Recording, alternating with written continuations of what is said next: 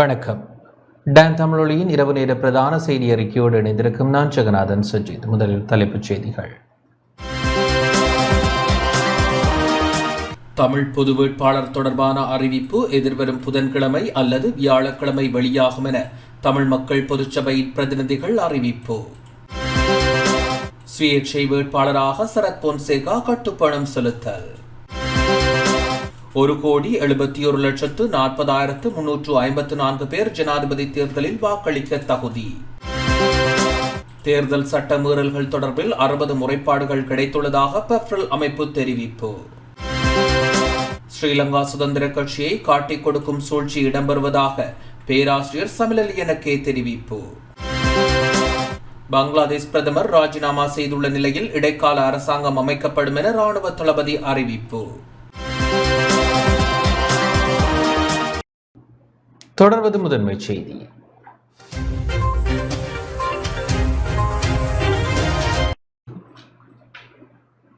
தமிழ் பொது வேட்பாளர் தொடர்பான அறிவிப்பு எதிர்வரும் புதன்கிழமை அல்லது வியாழக்கிழமை வெளியாகும் என தமிழ் மக்கள் பொதுச்சபையின் பிரதிநிதிகள் அறிவித்துள்ளனர்.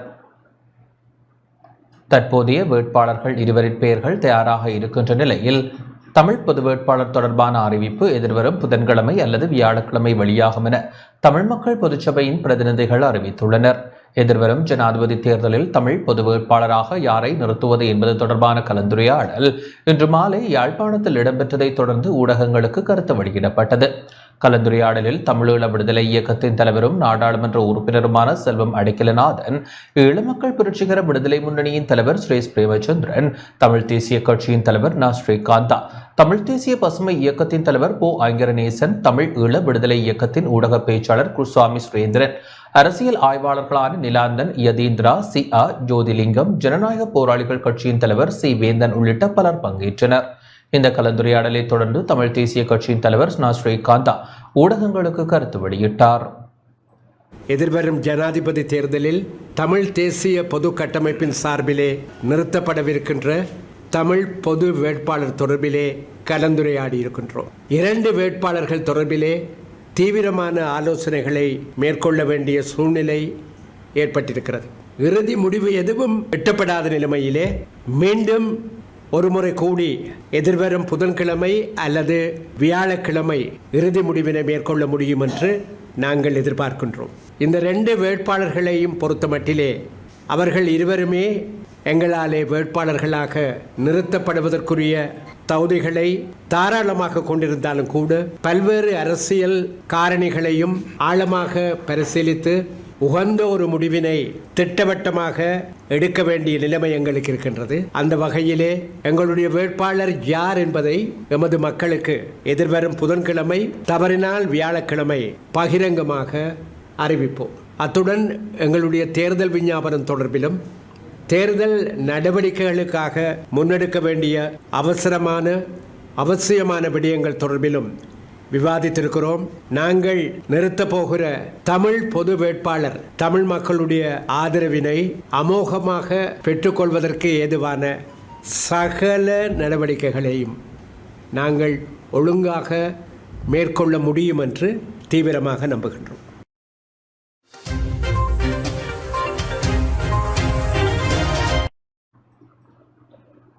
பிரதமர் தினேஷ் குணவர்த்தன மற்றும் இந்திய உயர்ஸ்தானிகர் சந்தோஷ் ஜாவிற்கு இடையில் இன்று சந்திப்பு இடம்பெற்றது.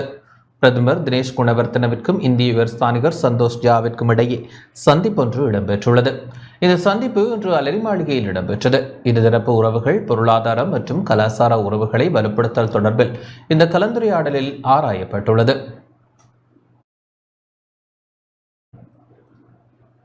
சுயேட்சை வேட்பாளராக சரத் பொன்சேகா கட்டுப்பணம் செலுத்தியுள்ளார். ஜனாதிபதி தேர்தலில் சுயேட்சை வேட்பாளராக களமிறங்கிய ஃபீல்டு மார்ஷல் சரத் பொன்சேகாவிற்கான கட்டுப்பணம் செலுத்தப்பட்டுள்ளது. தேர்தல்கள் ஆணைக்குழுவில் இன்று அவருடைய சார்பில் தம்மிக்க ரத்நாயக்கவினால் கட்டுப்பணம் செலுத்தப்பட்டுள்ளது. கட்டுப்பணம் செலுத்தியமையை தொடர்ந்து ஊடகங்களுக்கு தம்மிக்க ரத்நாயக்க இவ்வாறு கருத்து வெளியிட்டார். சுயேட்சை வேட்பாளராக ஃபீல்டு மார்ஷல் சரத் பொன்சேகா எதிர்வரும் ஜனாதிபதி தேர்தலில் போட்டியிடவுள்ளார். அதற்காக இன்றைய தினம் கட்டுப்பணம் செலுத்தப்பட்டுள்ளது. ஊழலற்ற நாட்டை உருவாக்க வேண்டுமென்ற கோரிக்கை மக்கள் மத்தியில் உள்ளது. அதனை நோக்காக கொண்டே அவர் தேர்தலில் சுயேட்சை வேட்பாளராக களமிறங்கியுள்ளார். இது ஐக்கிய மக்கள் சக்தியின் வாக்குகளை சிதறடிக்கும் முயற்சியல்ல. අපි කණ්ඩායමක් බිහි වෙන්නේ සරත් ෆොන්සේකා මැතිතුමාගේ ජයග්‍රහණය වෙනුවෙන් ඒ කණ්ඩායම නියෝජනය කරමින් තමයි අපි මේ ஒன்றிணைந்த சுயாதீன தொழிற்சங்க சம்மேளனத்தின் சுயாதீன ஜனாதிபதி வேட்பாளராக முன்னாள் நாடாளுமன்ற உறுப்பினர் ஸ்ரீபால அமரசிங்கவிற்காக தேர்தல் ஆணைக்குழுவில் இன்று கட்டுப்பணம் செலுத்தப்பட்டுள்ளது. இவர் மக்கள் விடுதலை முன்னணியின் ஹம்பஹா மாவட்ட முன்னாள் நாடாளுமன்ற உறுப்பினர் ஆவார். அவர் சார்பில் கட்டுப்பணம் செலுத்தியமையை தொடர்ந்து ஒன்றிணைந்த சுயாதீன தொழிற்சங்க சம்மேளனத்தின் தலைவர் அசங்க ஸ்ரீநாத் கருத்து தெரிவிக்கையில், உழைக்கும் வர்க்கத்தினர் சார்பில் ஒன்றிணைந்த சுயாதீன தொழிற்சங்க சம்மேளனத்தின் சுயாதீன ஜனாதிபதி வேட்பாளரை நிறுத்த உள்ளோம். அதற்காக இன்றைய தினம் கட்டுப்பணம் செலுத்தியுள்ளோம் என குறிப்பிட்டார். අපි සුදුසුම පුද්ගලයා තෝරගත්තා. ඒ තමයි කාලයක් ජනතා විමුක්ති පෙරමුණේ හිටපු ගම්පා දිස්ත්‍රික්කයේ පාර්ලිමේන්තු මන්ත්‍රීවරයෙක්. எதிர்க்கட்சித் தலைவர் பெருந்தோட்ட கம்பெனிக்காரர்களை சந்தித்துள்ளார். வீட்டுக்கும் காணிக்குமான உரிமத்தை கொண்ட சிறு தேயிலை தோட்ட உரிமையாளர்களை உருவாக்குவதே தமது நோக்கம் என எதிர்க்கட்சித் தலைவர் சஜித் பிரேமதாச தெரிவித்துள்ளார். எதிர்க்கட்சித் தலைவர் அலுவலகத்தில் இன்று இடம்பெற்ற தாழ்நில பெருந்தோட்ட கம்பெனிக்காரர்களுடன் இடம்பெற்ற கலந்துரையாடலின் போதே அவர் இதனை தெரிவித்தார். එයට ඉඩම් අයිතිය, ප්‍රාග්ධන අයිතිය,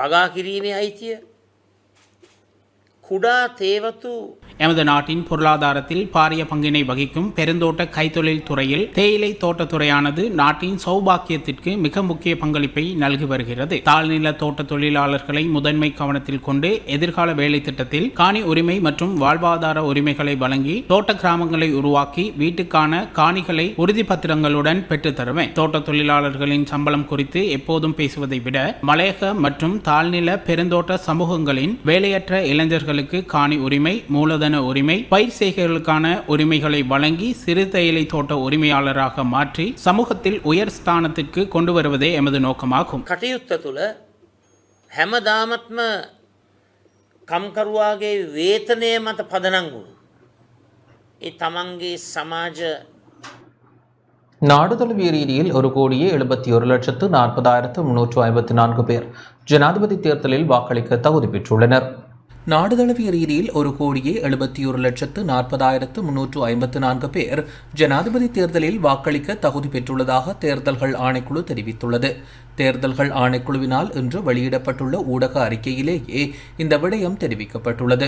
அந்த வகையில் கொழும்பு மாவட்டத்தில் 17,65,351 பேரும், யாழ்ப்பாண தேர்தல் மாவட்டத்தில் 5,93,187 பேரும், வன்னி தேர்தல் மாவட்டத்தில் 3,06,081 பேரும் தெரிவு செய்யப்பட்டுள்ளனர். மேலும் மட்டக்களப்பு தேர்தல் மாவட்டத்தில் 4,49,686 பேர் வாக்களிக்க தகுதி பெற்றுள்ளமை குறிப்பிடத்தக்கது. எதிர்வரும் ஜனாதிபதி தேர்தலில் வாக்களிக்க தகுதி பெற்றுள்ள வாக்காளர்கள் நாட்டின் எந்தவொரு வாக்கெடுப்பு நிலையத்திலும் வாக்களிப்பதற்குரிய வசதி செய்யப்பட்டுள்ளதான உண்மைக்கு புறம்பான செய்திகள் பரப்பப்பட்டுள்ளதாக தேர்தல்கள் ஆணைக்குழு தெரிவித்துள்ளது. தேர்தல்கள் ஆணைக்குழுவின் ஆணையாளர் நாயகம் சமன் ஸ்ரீ ரத்நாயக்கவினால் இன்று வெளியிடப்பட்டுள்ள உத்தியோகபூர்வ அறிக்கையிலேயே இந்த விடயம் தெரிவிக்கப்பட்டுள்ளது. எதிர்வரும் ஜனாதிபதி தேர்தலில் தேருனர் டாப்பில் பெயர் பதிவு செய்யப்பட்டுள்ள வாக்காளர்களுக்கு நாட்டின் எந்தவொரு வாக்கெடுப்பு நிலையத்திலும் வாக்களிப்பதற்குரிய வசதி செய்யப்பட்டுள்ளதாக உண்மைக்கு புறம்பான தகவல்கள் பரவுகின்றன. தேருனர் டாப்பில் பதிவு செய்யப்பட்டுள்ள வாக்கெடுப்பு மாவட்டத்திற்குரிய வாக்கெடுப்பு நிலையத்திலேயே குறித்த நபர்கள் வாக்களிக்க முடியும். அதேபோன்று தேர்தல் சட்டத்திட்டங்களுக்கு அமையவே வாக்கெடுப்புகளின் போது வாக்களிக்க வேண்டும். அத்துடன் ஜனாதிபதி தேர்தலில் வாக்களிப்பதற்காக தெரிவு செய்யப்பட்டவர்களின் பெயர், வாக்களிக்கக்கூடிய வாக்கெடுப்பு நிலையம், தேர்தல் நடைபெறும் திகதி, நேரம் என்பவற்றை உள்ளடக்கிய வாக்காளர் அடையாள அட்டை ஒன்று அஞ்சல் மூலம் அனுப்பி வைக்கப்படும். அதில் குறிப்பிடப்பட்டுள்ள வாக்களிப்பு நிலையத்திலேயே வாக்காளர்கள் வாக்களிக்க முடியும்.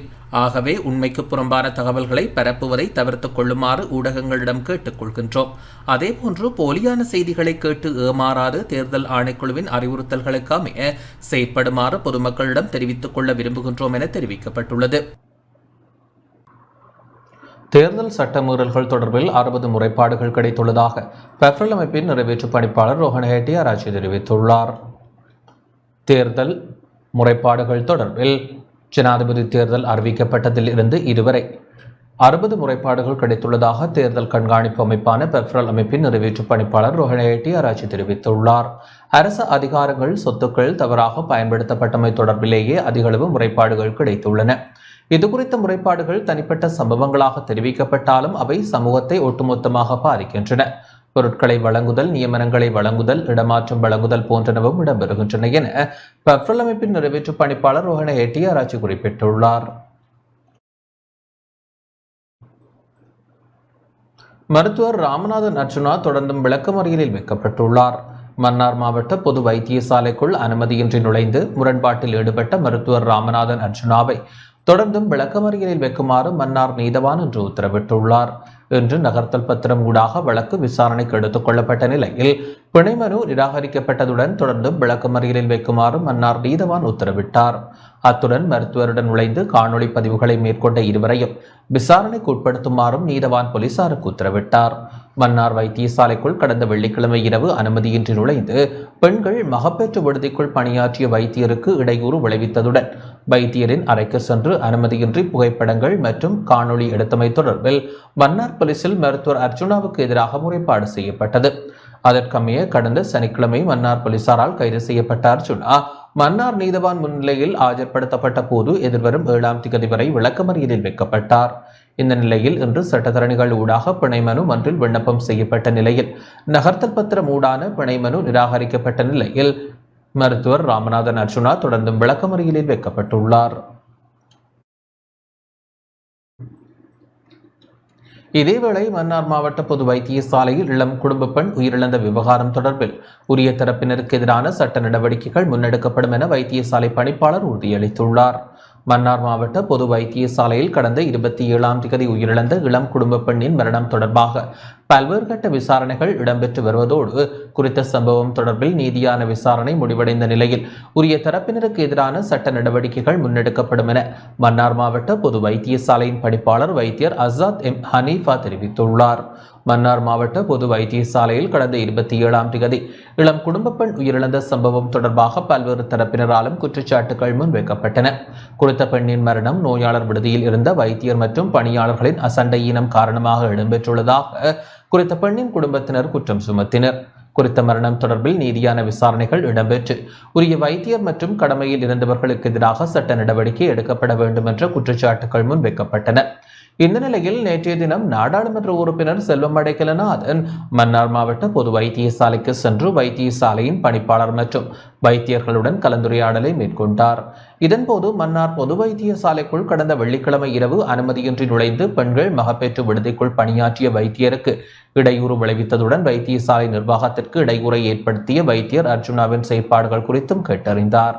மேலும் குறித்த பெண்ணின் மரணம் குறித்து நீதியான விசாரணை முன்னெடுக்கப்பட வேண்டும் எனவும் உரிய தரப்பினர்களுக்கு எதிராக சட்ட நடவடிக்கை எடுத்து மக்கள் மத்தியில் மன்னார் மாவட்ட பொது வைத்தியசாலை மீது உள்ள அவநம்பிக்கை தகர்த்தறியப்பட வேண்டும் என்ற கோரிக்கையையும் முன்வைத்தார்.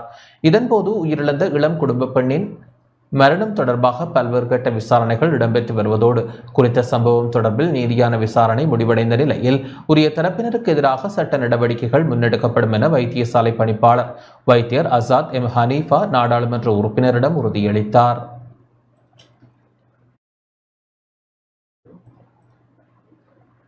யாழ்ப்பாணம் நல்லூர் கந்தசுவாமி ஆலய திருவிழாவை முன்னிட்டு நடைமுறைப்படுத்தப்பட உள்ள விசேட போக்குவரத்து திட்டம் தொடர்பில் அறிவிப்பு வெளியிடப்பட்டுள்ளது. யாழ்ப்பாணம் நல்லூர் கந்தசுவாமி ஆலய திருவிழாவை முன்னிட்டு நடைமுறைப்படுத்தப்பட உள்ள விசேட போக்குவரத்து திட்டம் தொடர்பில் யாழ் மாநகர சபை அறிவிப்பொன்றை வெளியிட்டுள்ளது. நல்லூர் கந்தசுவாமி ஆலய மகோற்சவ பெருந்திருவிழா எதிர்வரும் 9ஆம் தேதி கொடியேற்றத்துடன் ஆரம்பம் ஆவதை முன்னிட்டு திருவிழாவிற்கான முன்னேற்பாடுகள் தொடர்பில் மாநகர ஆணையாளர் தலைமையில் கூட்டம் இடம்பெற்றது. அதன்படி பின்வரும் தீர்மானங்கள் மேற்கொள்ளப்பட்டுள்ளன. நாளை மறுதினம் நள்ளிரவு முதல் செப்டம்பர் 4ஆம் தேதி நள்ளிரவு வரை ஆலய வழி வீதியின் ஊடான போக்குவரத்துக்கள் முற்றாக தடை செய்யப்பட்டிருக்கும். பிரதான வீதி தடைகள் பருத்தித்துறை வீதியில் மாநகர சபைக்கு முன்புறம் அரசடி சந்தி, கோயில் சந்தியில் சங்கிலியன் வீதி சந்தி, பிராமணக்கட்டுக்குள வீதி சந்தி போன்ற இடங்களில் அமைக்கப்பட்டிருக்கும். சுகாதார பாதுகாப்பு தேவைகளுக்கேற்ப மேற்படி வீதி தடைகளின் அமைப்புகளில் மாற்றங்கள் ஏற்படலாம். கடந்த காலங்களில் மேற்கொள்ளப்பட்டது போல இம்முறையும் மாற்று வீதி ஒழுங்குகள் மேற்கொள்ளப்பட்டுள்ளன. வீதி மூடப்பட்டிருக்கும் சமயங்களில் வழமை போல பருத்தித்துறை வீதி வழியாக வரும் வாகனங்கள் யாழ்ப்பாணம் மாநகர சபைக்கு முன்னால் உள்ள குறுக்கு வீதியால் பயணித்து நாவலர் வீதி ஊடாக ஆனைப்பந்தி சந்தையை அடைந்து யாழ் நகரை அடைய முடியும். யாழ் நகரில் இருந்து திரும்பும் வாகனங்கள் அதே பாதை ஊடாக பருத்தித்துறை வீதியை அடைய முடியும். விசேட பெருந்திருவிழாக்களின் போது முத்திரை சந்தியில் திரும்பி கச்சேரி நல்லூர் வீதி ஊடாக நாவலர் வீதியை அடைந்து பயணிக்க முடியும். கோவில் வீதி வழியாக வரும் வாகனங்கள் சங்கிலியன் வீதி ஊடாக பருத்தித்துறை வீதியை அடைந்ததும் செட்டித்தரு ஒழுங்கை ஊடாக பருத்தித்துறை வீதியை அடைந்து பயணிக்க முடியும். தூக்கு காவடிகள் வழமை போல் பருத்தித்துறை வீதி வழியாக உள்நுழைந்து ஸ்ரீமுருகன் தண்ணீர் பந்தலில் காவடிகள் இறக்கி ரெக்டர்கள் செட்டித்தரு வீதி ஊடாக வெளியேற வேண்டும். ஆலய வீதி சூழலில் வீதி தடைகளுக்குள் நிரந்தரமாக வசிப்பவர்களுக்கும் வியாபார நடவடிக்கைகளில் ஈடுபடுபவர்களுக்கும் வழமை போல வாகன அனுமதி அட்டை மாநகர சபையால் வழங்குவதற்கு நடவடிக்கை மேற்கொள்ளப்படும். நிரந்தர வியாபாரிகள் பொருட்களை ஏற்றி இறக்க விசேட நேர கட்டுப்பாடுகள் விதிக்கப்பட்டுள்ளன. உற்சவ காலங்களில் சிறுவர்களை பயன்படுத்தி வியாபார நடவடிக்கைகளில் ஈடுபட முடியாது. ஆலய வெளிவீதி சூழலில் வியாபார விளம்பர மற்றும் ஒளிபரப்பு நடவடிக்கைகளை மேற்கொள்ள முடியாது. உற்சவ காலங்களில் ஆலய சூழலில் பொலித்தீன் பாவனை முற்றாக தவிர்க்கப்பட வேண்டும். உற்சவ காலங்களில் ஆலய வெளிவீதி சூழலில் காலணிகளுடன் நடமாடுவது தவிர்க்கப்பட்டுள்ளது. உற்சவ காலங்களில் ஆலய சூழலில் பக்தி கீதங்கள் மட்டுமே ஒலிபரப்பு செய்ய முடியும். உற்சவ காலங்களில் விநியோகிக்கப்படும் துண்டு பிரசுரங்கள் விளம்பரங்கள் கடவுள் திருவுருவப்படங்களை பிரசுரிப்பது தவிர்க்கப்பட்டுள்ளது. ஆலய சூழலில் ட்ரோன் கமராக்களை பயன்படுத்தி காணொலி பதிவு செய்வது தவிர்க்கப்பட்டுள்ளது. அந்த வகையில் பெருந்திருவிழா நடைபெறுவதற்கு அனைவரும் பூரண ஒத்துழைப்பை வழங்க வேண்டும் என கேட்டுக்கொள்ளப்பட்டுள்ளது.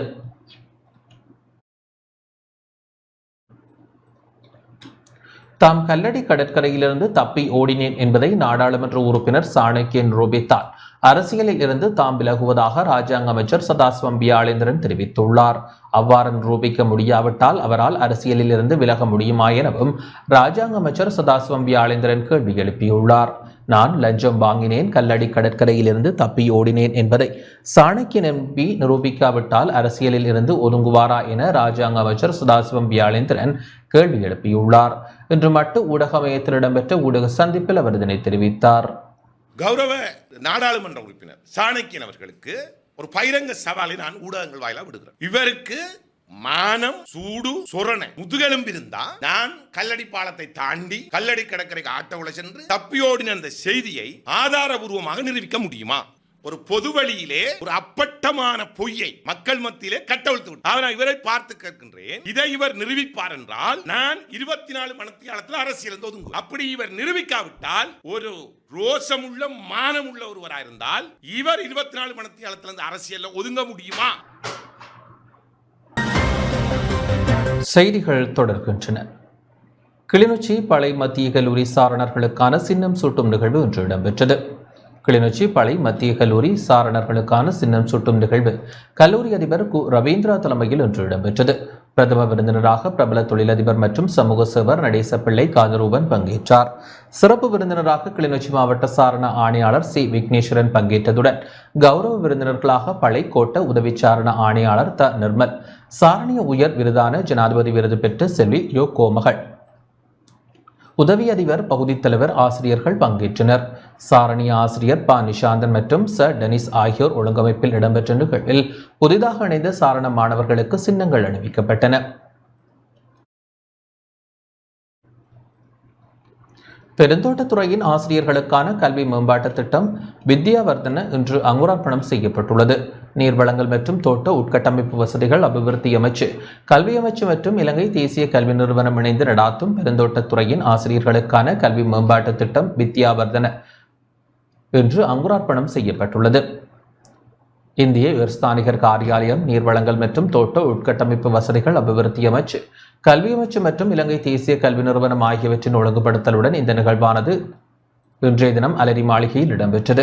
இந்நிகழ்வில் இலங்கைக்கான இந்திய உதவி உயர்ஸ்தானிகர் கலாந்தி சத்யஞ்சால் பாண்டே, தேசிய கல்வி நிறுவன பொது பணிப்பாளர் பேராசிரியர் பிரசாத் சேதுங்கல், பெருந்தோட்ட மனிதவள அபிவிருத்தி நிதிய தலைவர் பாரத் அருள்சாமி, கல்வி அமைச்சின் செயலாளர், அமைச்சு அதிகாரிகள், இந்தியாவிலிருந்து வருகை தந்துள்ள ஆசிரியர்கள், மத்திய ஊவா சப்ரகமுவ மாகாணங்களில் உள்ள சுமார் 2000க்கும் மேற்பட்ட ஆசிரியர்கள் கலந்து கொண்டதாக நீர்வளங்கள் மற்றும் தோட்ட உட்கட்டமைப்பு வசதிகள் அபிவிருத்தி அமைச்சின் ஊடகப் பிரிவு தெரிவித்துள்ளது. எங்களுடைய மலையக பகுதிகளில் மாணவர்களிடையே காணப்படுற மிகப்பெரிய ஒரு குறைபாடு ஸ்டெம் செக்ஷன்ல இருக்கிற பாடங்க விடாதங்களுக்கான நெறிப்படுத்தல்கள் மற்றும் அவர்களுக்கான மேலதிக கோச்சிங் அவங்களுக்கு ரொம்ப தேவைப்படுச்சு.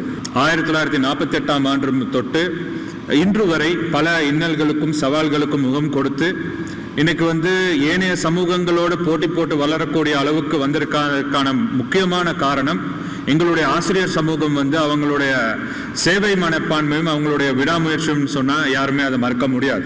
எமது பெருந்தோட்ட பகுதிகளில் இருக்கின்ற சிறார்களின் கல்வி மேம்பாட்டை உயர்த்தும் முகமாக கணிதம் மற்றும் விஞ்ஞானம், ஆங்கிலம், தொழில்நுட்பத் துறைகளுக்கு ஆசிரியர்களுக்கான விருத்தி நூடாக மாணவர்களை சென்றடைய வேண்டும் என்பதற்கு அமைவாக இந்த கருத்தரங்கு இடம்பெறுகின்றது. புதுக்குடியிருப்பில் கடைகள் மற்றும் கோவிலில் இடம்பெற்ற திருட்டு சம்பவம் தொடர்பில் 2 கைது செய்யப்பட்டுள்ளனர். முல்லைத்தீவு புதுக்குடியிருப்பில் 5 கடைகள் மற்றும் கோவிலில் திருடிய குற்றச்சாட்டில் 2 புதுக்குடியிருப்பு போலீசாரால் நேற்று கைது செய்யப்பட்டுள்ளனர். புதுக்குடியிருப்பு போலீஸ் பிரிவிற்குட்பட்ட பகுதியில் கடைகள், ஆலய உண்டியல் உடைத்து திருடப்படும் சம்பவங்கள் அண்மைய நாட்களாக தொடர்ச்சியாக இடம்பெற்று வருகின்றன. அந்த வகையில் புதுக்குடியிருப்பு சந்திக்கு அண்மையில் அமைந்துள்ள ஒரு கடை, வைத்தியசாலைக்கு முன்பாக அமைந்துள்ள ஒரு கடை, மந்துவில்லில் ஒரு கடை, ஹாமன்ஸ் அருகே ஒரு கடை, செம்மன்குற்றில் ஒரு கடை என 5 கடைகளிலும் புதுக்குடியிருப்பு நாகதம்பிரான் ஆலய உண்டியல் உடைக்கப்பட்டும் பணம் மற்றும் பொருட்கள் திருடப்பட்டன. இதனையடுத்து புதுக்குடியிருப்பு போலீசாருக்கு கிடைக்கப்பெற்ற முறைப்பாடுகளை அடுத்து புதுக்குடியிருப்பு போலீஸ் நிலைய பொறுப்பதிகாரி MBR ஹேரத் தலைமையிலான போலீசார் குறித்த கைது நடவடிக்கையை மேற்கொண்டனர்.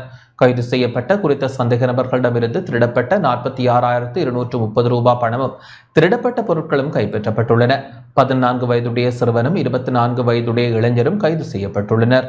மேலதிக விசாரணைகளை புதுக்குடியிருப்பு போலீசார் மேற்கொண்டு வருகின்றனர். தனமல்வில ஹம்பெஹமுவ பிரதேசத்தில் கஞ்சா செடிகள் தீயிட்டளிக்கப்பட்டுள்ளன. தன்மனவில ஹம்பெஹமுவ பிரதேசத்தில் பயிரிடப்பட்டிருந்த 50,000 கஞ்சா செடிகள் தீயிட்டளிக்கப்பட்டுள்ளன. இராணுவத்தினர், கடற்படையினர், போலீஸ் விசேட அதிரடிப்படையினர் மற்றும் போலீசார் இணைந்து மேற்கொண்ட விசேட சுற்றிவளைப்பு நடவடிக்கையின் மூலம் கஞ்சா செடி அடையாளம் காணப்பட்டு அளிக்கப்பட்டது. இந்த கஞ்சா செடிகளின் மொத்த பெறுமதி 1 கோடி ரூபாவிற்கும் அதிகம் என மதிப்பிடப்பட்டுள்ள நிலையில் இந்த சம்பவம் தொடர்பில் 4 பேர் கைது செய்யப்பட்டுள்ளனர்.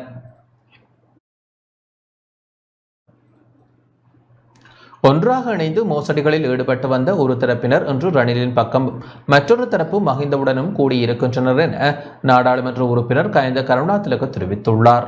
நாட்டில் நடக்கும் விடயங்களை பார்க்கும் போது ஒன்றாக இணைந்து மோசடிகளில் ஈடுபட்டு வந்த தரப்பினர் இன்று ரணிலின் பக்கமும் மற்றொரு தரப்பு மஹிந்தவுடனும் கூடியிருக்கின்றனர் என நாடாளுமன்ற உறுப்பினர் கயந்த கருணாதிலக தெரிவித்துள்ளார். ஐக்கிய மக்கள் சக்தியின் அலுவலகத்தில் இன்று இடம்பெற்ற ஊடக சந்திப்பில் அவர் இதனை தெரிவித்தார். අර එකට එකතු වෙලා කලක් ජාවාරම් කරපු උදවිය ரணில்தான் ஜனாதிபதி என்னும் சுவரொட்டிகளுக்கு மக்கள் வழங்கியுள்ள பதில்களை பாருங்கள். 21ஆம் தேதி வரை என்றுதான் எழுதியுள்ளனர். எனவே அது 21ஆம் தேதி வரை மட்டும்தான். 2019ஆம் ஆண்டில் பொய்யான தேசியவாதத்துக்கு ஏமாந்தது போல் இன்று போலியான சோசலிசத்துக்கு ஏமாந்து விட வேண்டாம். தொங்கு பாலத்தால் கடந்த மொட்டு உறுப்பினர்கள் இன்று தமது கட்சியை பிளவுபடுத்தி வருகின்றார்கள். சகல இன கட்சிகளும் சஜித் பிரேமதாச தலைமையிலான எமது கூட்டணியிலேயே இருக்கின்றார்கள். ஊழல், மோசடி, கொள்ளை, அதிகார துஷ்பிரயோகம், இனவாதத்தை தூண்டிய குற்றச்சாட்டுக்களை கொண்ட பல தரப்பினர்கள் ஜனாதிபதியின் கூட்டணியில் இணைந்துள்ளார்கள். யார் என்ன கூட்டணி அமைத்தாலும் இன மதவாதங்கள் இல்லாத சகலரையும் ஐக்கியப்படுத்தக்கூடிய ஐக்கிய மக்கள் கூட்டணியே எப்போதும் வெல்லும். සැලුන් දොර විවෘත කරලා තියෙන්නේ ඕන කෙනෙකුට එන්නත් යන්නත් පුළුවන් කිය சிரேஷ்ட பிரஜைகளின் வங்கி வைப்பு தொகைக்கான வட்டி வீதத்தை திருத்துவதற்கான யோசனை ஜனாதிபதியிடம் சமர்ப்பிக்கப்பட்டுள்ளதாக நிதி ராஜாங்க அமைச்சர் ரஞ்சித் சியம்பலாபட்டிய தெரிவித்துள்ளார். சிரேஷ்ட பிரஜைகளின் வங்கி வைப்பு தொகைக்கான வட்டி வீதத்தை திருத்துவதற்கான யோசனை அடங்கிய அறிக்கை ஜனாதிபதி ரணில் விக்ரமசிங்கவிடம் சமர்ப்பிக்கப்பட்டுள்ளதாக நிதி ராஜாங்க அமைச்சர் ரஞ்சித் சியம்பலாபட்டிய தெரிவித்துள்ளார். இன்று ருவன்வெல்ல பிரதேசத்தில் ஊடகங்களுக்கு கருத்து வெளியிடுகையில் இவ்வாறு குறிப்பிட்டார். பல சிரேஷ்ட பிரஜைகளின் முக்கிய வருமானம் அவர்களின் ஓய்வு காலத்தின் போது வழங்கப்படும் பணிக்கொடை அல்லது வங்கி வைப்பு தொகை போன்றவற்றில் பெறப்படும் நிலையான வட்டியே ஆகும். கடந்த காலங்களில் நாட்டில் வங்கி வட்டி வீதத்தை குறைக்குமாறு கடன் பெற்றவர்கள் கோரிக்கை விடுத்திருந்தனர். அதற்கமைவாக வங்கி வட்டி வீதமும் பொதுவாக கடன் வட்டி வீதத்தை குறைக்கும் போது குறைவடைந்துள்ளது. கடந்த காலங்களில் இவ்வாறானதொரு நிலைமை ஏற்பட்ட போது அரசாங்கம் குறிப்பிட்ட சதவீத வட்டியை சேர்த்து சிரேஷ்ட பிரஜைகளுக்கு வழங்கியது. அதற்கமைய வங்கிகளுக்கு 88 பில்லியன் ரூபாய் செலுத்த வேண்டியுள்ளது. கிட்டத்தட்ட 15 லட்சம் வாடிக்கையாளர்களின் வட்டி வீதத்தை குறைப்பதில் சிக்கலை எதிர்கொண்டோம். ஜனாதிபதியினால் வழங்கப்பட்ட அறிவுறுத்தல்களின்படி இப்பிரச்சினைக்கு திரைசேரி வழங்கக்கூடிய பதில் தொடர்பில் தயாரிக்கப்பட்ட அறிக்கை ஜனாதிபதியிடம் கையளிக்கப்பட்டதுடன் எதிர்காலத்தில் சாதகமான பதில் வழங்கப்படும் என நிதி ராஜாங்க அமைச்சர் ரஞ்சித் சியம்பலாபட்டிய குறிப்பிட்டுள்ளார். ஸ்ரீலங்கா சுதந்திர கட்சியை காட்டிக் கொடுக்கும் சூழ்ச்சி இடம்பெறுவதாக அக்கட்சியின் மத்திய குழு உறுப்பினர் பேராசிரியர் சமல லியனகே தெரிவித்துள்ளார். ஐக்கிய தேசிய கட்சிக்கு சுதந்திர கட்சியை காட்டிக் கொடுக்கும் சூழ்ச்சி இடம்பெறுவதாக ஸ்ரீலங்கா சுதந்திர கட்சியின் மத்திய குழு உறுப்பினர் பேராசிரியர் சமில லியனகே தெரிவித்துள்ளார். ஸ்ரீலங்கா சுதந்திர கட்சி ஆரம்பிக்கப்பட்டு 73 வருடங்கள் கடந்துள்ளன. ஐக்கிய தேசிய கட்சியின் கொள்கை நாட்டு மக்களுக்கு பொருத்தமற்றது என்ற அடிப்படையிலேயே ஸ்ரீலங்கா சுதந்திர கட்சி ஆரம்பிக்கப்பட்டது. இத்தகைய பின்னணியில் கட்சி ஆரம்பிக்கப்பட்டு 73 வருடங்களில் ஐக்கிய தேசிய கட்சிக்கு சுதந்திர கட்சியை காட்டிக் கொடுக்கும் சூழ்ச்சி இடம்பெற்றுள்ளது. நிமல் ஸ்ரீபாலடி சில்வா தலைமையிலான அணி அண்மையில் ரணில் விக்ரமசிங்கவிற்கு ஆதரவை வழங்கியுள்ளது. இத்தகைய பின்னணியில் உயர் நீதிமன்றத்தினால் கட்சியின் பொதுச் செயலாளராக உறுதிப்படுத்தப்பட்டுள்ள தயாஸ்ரீ ஜெயசேகர சஜித் பிரேமதாசவிற்கு ஆதரவை வழங்கியுள்ளது கவலை அளிப்பதாக அமைந்துள்ளது. இந்த விடயம் பாரிய காட்டிக் கொடுப்பாகும்.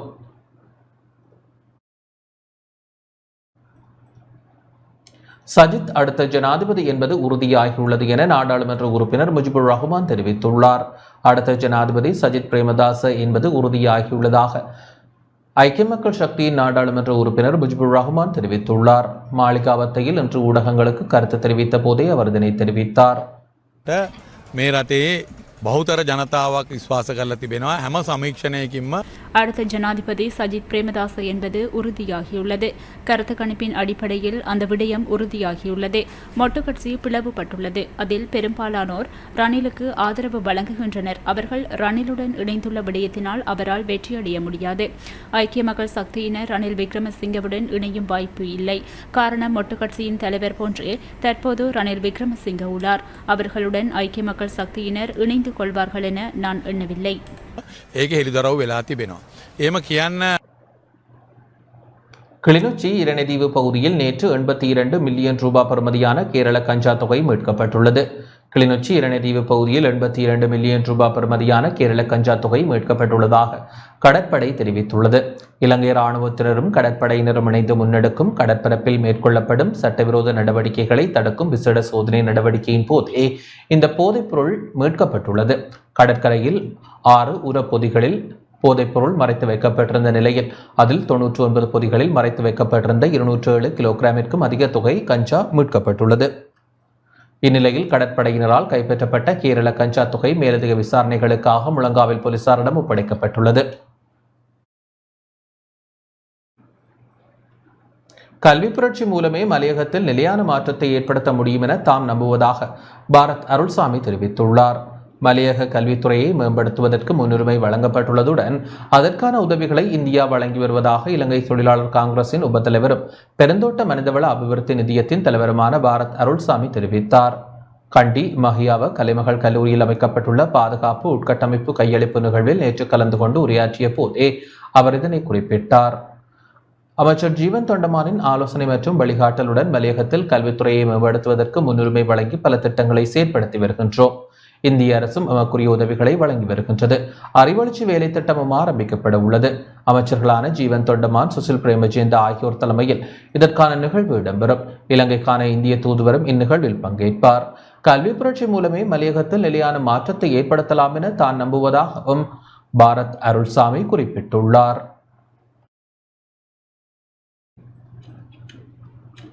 மட்டக்களப்பு ஆரையம்பதி சிகரம் பாலர் பாடசாலையின் சிறுவர் சந்தை நிகழ்வு நேற்று இடம்பெற்றது. மட்டக்களப்பு ஆரையம்பதி சிகரம் பாலர் பாடசாலையின் சிறுவர் சந்தை நிகழ்வு நேற்று மாலை இடம்பெற்றது. சிறுவர்கள் பல்வேறு பொருட்களை காட்சிப்படுத்தியதோடு விற்பனையிலும் ஈடுபட்டனர். நிகழ்வில் சிறுவர் சந்தையினை சமுர்த்தி அபிவிருத்தி உத்தியோகத்தரும் சிகரம் ஜும்மா பள்ளிவாயல் தலைவருமான முகமது தாஹிர் திறந்து வைத்தார். பிரதேச முக்கியஸ்தர்கள், பொதுமக்கள் என பலர் நிகழ்வில் கலந்து கொண்டனர்.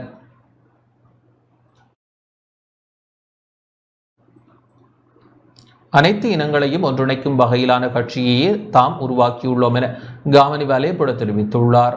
தமிழ், சிங்கள, முஸ்லிம், இந்து மக்களை ஒன்றிணைக்கும் வகையிலான கட்சியை தாம் உருவாக்கியுள்ளதாக நாடாளுமன்ற உறுப்பினர் காமினி வலேபுட தெரிவித்துள்ளார். கொழும்பில் இன்று இடம்பெற்ற ஊடக சந்திப்பில் அவர் இதனை தெரிவித்தார். මේ ජාතිකත්වය කියලා කියන්නේ මේ සිංහල ජාතිය බෞද්ධ ජාතිය කියන එක නෙමෙයි. මේ රටට ආදරේ மக்கள் அதிகாரம் கட்சியின் ஜனாதிபதி வேட்பாளராக வர்த்தகர் திலித் ஜெயவீர தெரிவு செய்யப்பட்டுள்ளார். அந்த வகையில் முதலில் 3 முக்கிய வேட்பாளர்களே இருந்தனர். ஆனால் தற்போது அந்த எண்ணிக்கையில் அதிகரிப்பு ஏற்பட்டுள்ளது. 4 முக்கிய வேட்பாளர்கள் உள்ளனர். தமிழ், சிங்கள, முஸ்லிம், இந்து மக்களை ஒன்றிணைக்கும் வகையிலான கட்சியையே நாம் உருவாக்கியுள்ளோம்.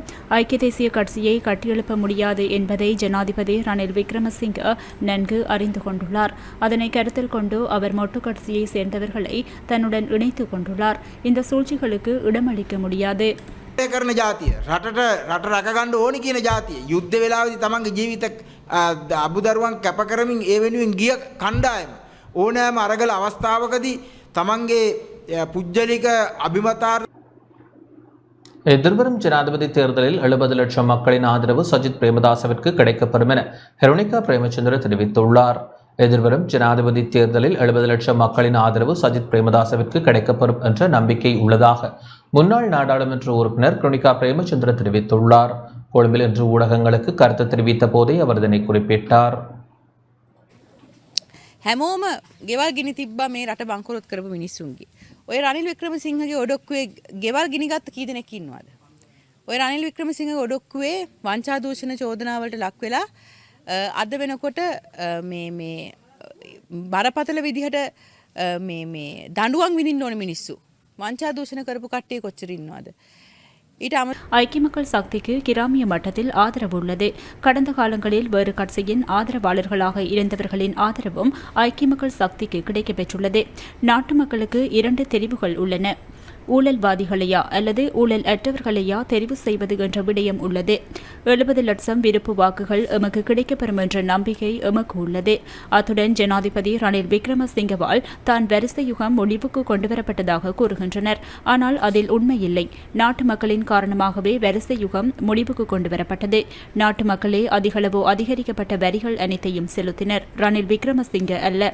தற்போதும் கூட அப்பாவி மக்களே நெருக்கடிக்கு உள்ளாகியுள்ளனர். மாறாக ஏனையவர்கள் ரணில் விக்ரமசிங்க பாதுகாத்தே வருகின்றார். ஆகவே இந்த பின்னணியை சிந்தித்து நாட்டு மக்கள் உரிய வேட்பாளரை ஜனாதிபதியாக தெரிவு செய்ய வேண்டும்.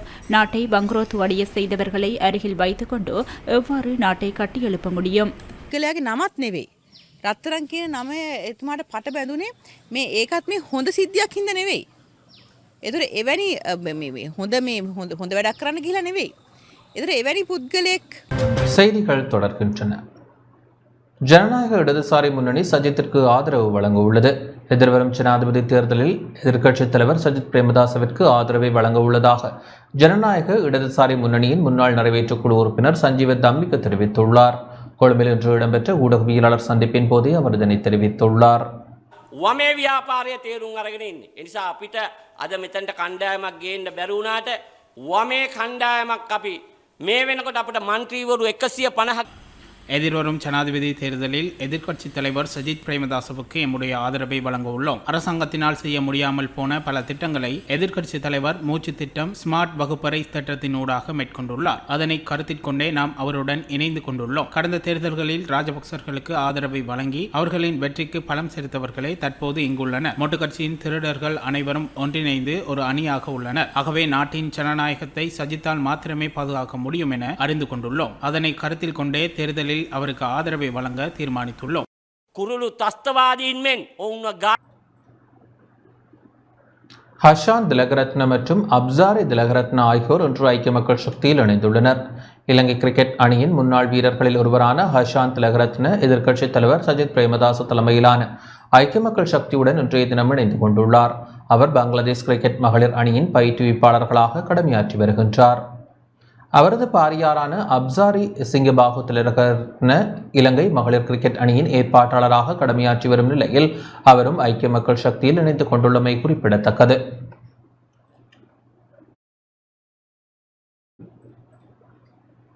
மட்டக்களப்பு வவுணதீவு போலீஸ் பிரிவில் சட்டவிரோதமான முறையில் மண் ஏற்றிச் சென்ற உளவு இயந்திரத்துடன் ஒருவர் கைது செய்யப்பட்டுள்ளார். மட்டக்களப்பு வவுணதீவு போலீஸ் பிரிவில் சட்டவிரோதமான முறையில் மண் ஏற்றிச் சென்ற உளவு இயந்திரத்துடன் ஒருவர் கைது செய்யப்பட்டுள்ளதாக வவுணதீவு போலீசார் தெரிவித்தனர். வவுணதீவு போலீஸ் நிலைய உப போலீஸ் பரிசோதகர் EM கெமனு வசந்த தலைமையிலான போலீசார் கொத்தியாப்புலை பகுதியில் இன்று மேற்கொண்ட நடவடிக்கையின் போது இக்கைது நடவடிக்கை இடம்பெற்றுள்ளது. கைது செய்யப்பட்ட நபரையும் மண் நிரப்பப்பட்ட உளவு இயந்திரத்தையும் நீதிமன்றில் ஆஜர்படுத்த உள்ளதாக ஓணதீவு போலீசார் தெரிவித்தனர்.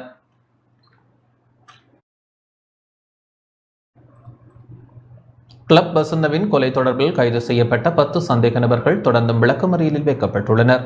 கிளப் வசந்த என அழைக்கப்படும் சுரேந்திர வசந்த பிரேராவின் கொலை தொடர்பில் கைது செய்யப்பட்ட 10 சந்தேக நபர்களும் எதிர்வரும் 20ஆம் தேதி வரை தொடர்ந்தும் விளக்கமறியலில் வைக்கப்பட்டுள்ளனர். பெண் உட்பட 10 சந்தேக நபர்களையும் விளக்கமறியலில் வைக்க கடுவல நீதவான் நீதிமன்ற நீதிபதி இன்று உத்தரவிட்டார். கடந்த ஜூலை மாதம் 8ஆம் தேதி கொழும்பு அதிருக்கிரிய பிரதேசத்தில் பச்சைகுத்தும் நிலையம் ஒன்றின் திறப்பு விழாவின் போது இடம்பெற்ற துப்பாக்கிச் சூட்டில் கிளப் வசந்த உட்பட 2 உயிரிழந்தனர்.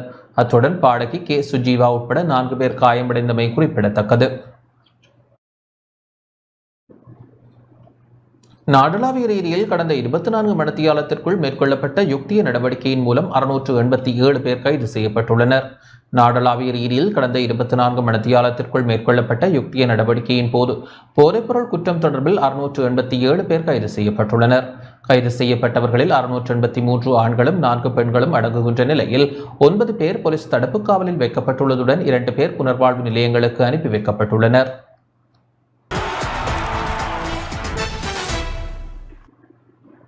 பாரிஸ் ஒலிம்பிக்கில் 400 மீட்டர் ஓட்டப் போட்டியில் அருண தர்ஷனா அரையிறுதிக்கு தகுதி பெற்றுள்ளார்.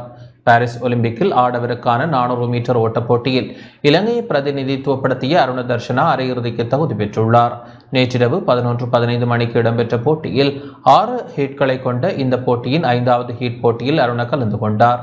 இந்நிலையில் அருண 44.99 வினாடிகளில் பந்தய தூரத்தை முடித்து 3வது இடத்தை பெற்றுக்கொண்டார்.